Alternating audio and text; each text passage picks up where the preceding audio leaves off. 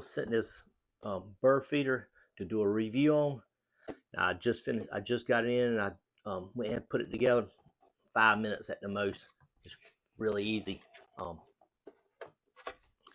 This one here has a camera on it, so you can download the app and you can see the birds when they land on it. If you give you a live feed to your app and give you a notification so you can check it out. I have one in my backyard. Well, my wife has it, and she watches. We have some cardinals come in every day, so it notifies her and she checks it out. So it's really cool to have. It's easy to use, and so I wasn't pulling on it good enough. You just put the bird feed in here, close it back. At the bottom here, it's got a little cap. Once you start using it, you just store this somewhere. Bird feed come out here. You can put some like nectar or something in here for hummingbirds. Also have little feeding slots right here. We put sometimes we'll put like jelly in it or something like that, and then they love it. And but it's really easy to use.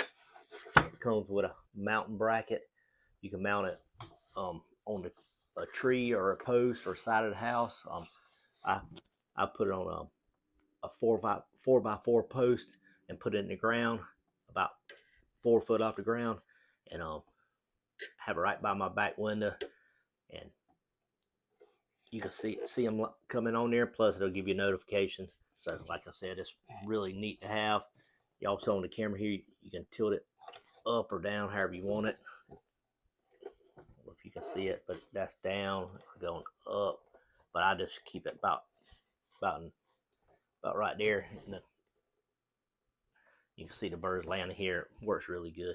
If you're looking for a good bird feeder, check this out. Oh yeah, also it has a solar panel, so you don't have to worry about changing batteries or anything like that.